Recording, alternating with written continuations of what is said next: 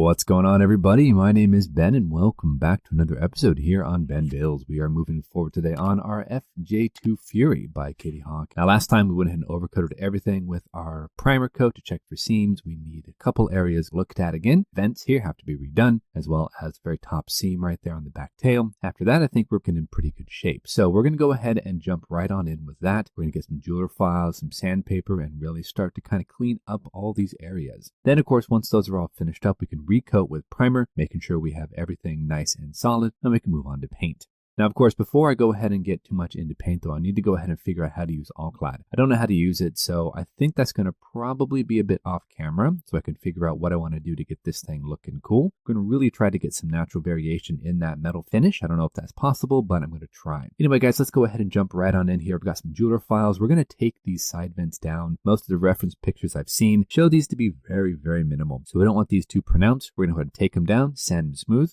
and then we have to get out that super glue, take care of some seams, and get on with it.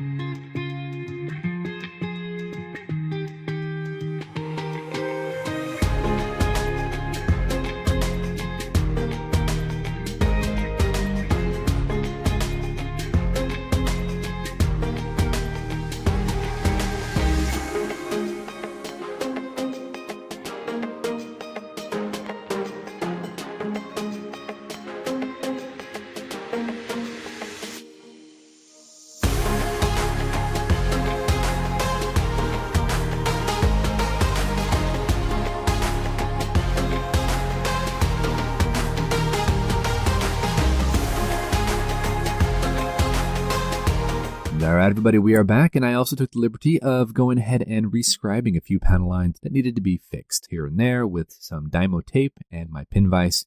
I just wanted to make sure that they were nice and prominent. Now I'm just going to go ahead and sand down everything, make sure everything is nice and smooth. I did go ahead and take care of some sink marks here on the air brakes. Those are all finished up, and now I'm going to be basically smoothing everything over, getting it prepped for a quick shot of primer to make sure I didn't miss any of those panel lines. We also use a little bit of putty here in the wing root that has to be smoothed out, but otherwise, I think we're looking pretty decent. This is one of those really, really difficult things for me because natural metal, man, it is really difficult to do, especially when you're working with a kit like this that doesn't always have everything fitting just perfectly. With natural metal, you see every flaw and every issue that you have with any seams, so I want to make sure that this finish is as crisp and clean as possible. So off camera, went ahead and overcoated the aircraft with a coat of primer to check for seams, let that dry, and as that is drying, let's go ahead and go back to our ejection seat. I'm going to take some of my Tamiya Panaline accent color in black. We're going to go ahead and overcoat all the seat here, make sure that we can get all that nice detail to really pop. Once this is more or less dry, we can come back with a cotton bud and we'll just go ahead and wipe off the excess, leaving what we have in the recesses.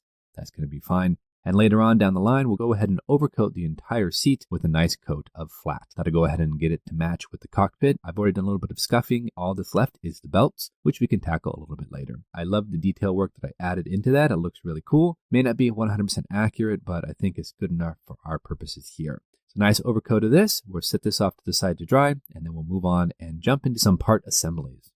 All right, everybody, we're back in action here with some part assembly. I want to go ahead and put together the drop tanks, and I want to go ahead and put together the wheels because those needed to be done anyway. Might as well just do it now while I'm waiting for parts to dry. And one of the issues I have with Kitty Hawk that I'm finding more and more of is this right here. As you can see, we have these 4 tabs that kind of protrude from the edge of the plastic piece. These aren't anything. I think these are just left over when the parts were still in the molds. They need to go. So we're going to go ahead and clean them all off.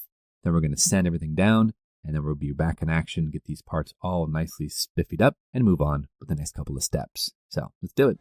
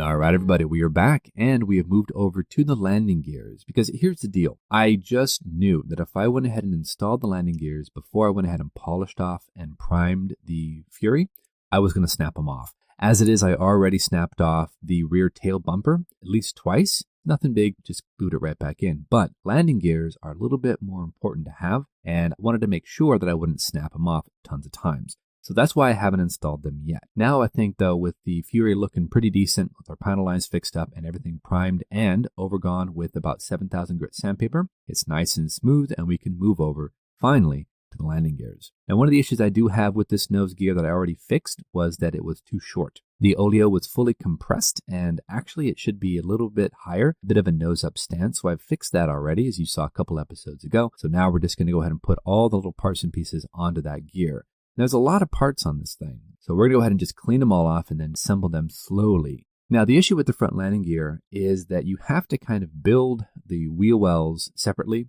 put that into the bottom of the intake trunking, and then put everything together before you put the fuselage together. Now, I did not do that because, again, to reiterate, I didn't want to snap off all the landing gears, and that nose gear is pretty prominent. And I know I would snap that thing off. So what I'm going to have to do is I'm going to have to take each individual right and left piece and come back and sand them down so I can fit them straight in. And then hopefully that's going to be good enough.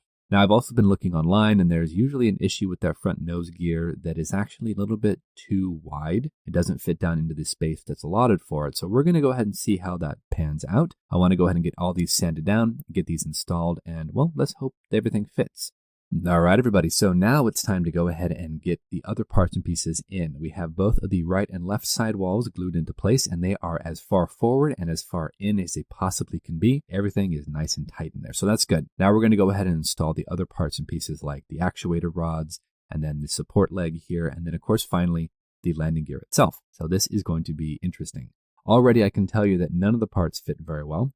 All the locating pins are just either too fat or they just don't line up. Might have been a little bit different if I had built this thing like I was supposed to. But again, I would snap this thing off so many times, I just didn't want to fool with that. So we're going to go ahead and just piece it together. And we've already tried to fit the landing gear in several times off camera. It's too wide. We had to trim it down with our flush cuts. I think right now, finally, we have it in a position where we can fit that in and glue everything together. But even then, we're going to have to shim it, go ahead and take some super glue and just dump some super glue in this area to make sure that it stays nice and tight. So let's go ahead and just attempt to fit this in here. We're just going to have some trouble with this. It's just that's the way it is, honestly. But I think if we can go ahead and just stick with it, we'll get it in there.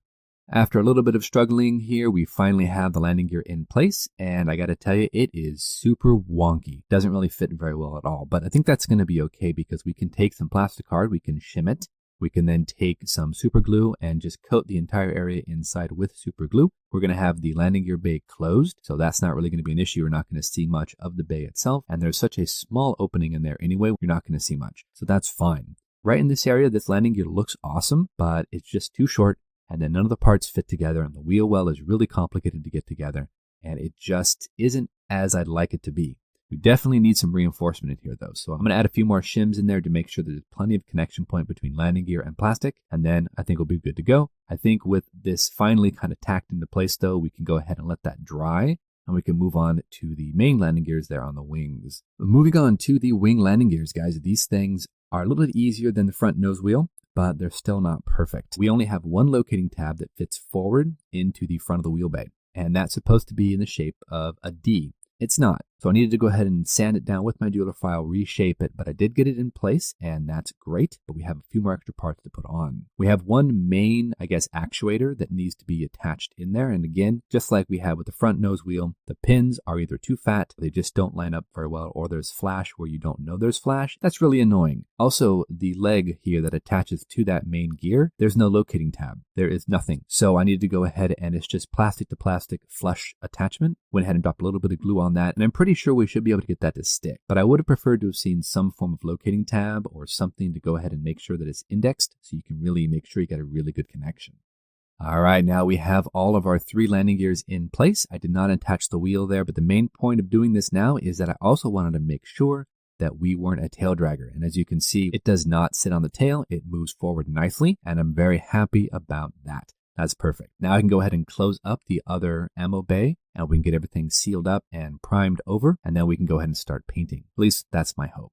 These landing gears were not as hard as the front landing gear, but they were such a pain. All those little actuator legs and all that, they just did not want to go where they were supposed to go. Especially this one here. This pin did not want to go inside. This one here also same thing. In fact, when I was putting it in there, I actually snapped the entire beam in half, which is really annoying, but I did repair that real quick, nothing major. We went ahead and dumped a bunch of super glue on it as well, so everything is nice and solid. That's great. Front nose wheel was just too narrow. It didn't fit where it was supposed to be, and I'm pretty sure that's just the way this kit is. I've seen an article online that says the exact same thing, so I don't think it's the fact that I waited to install the landing gear bay and all that. I think it's just a matter of just not exactly right. But we have everything in, everything is solid. We are ready to go ahead and call it quits for today. Lots of stuff going on. So until our next episode, everybody, thank you so much for joining us. You know the drill. Go out there, get yourself some bench time, have some fun, build something cool, and we'll see you back here on the next episode of our FJ-2 Fury by Kitty Hawk. Thanks so much, everybody. We'll see you soon.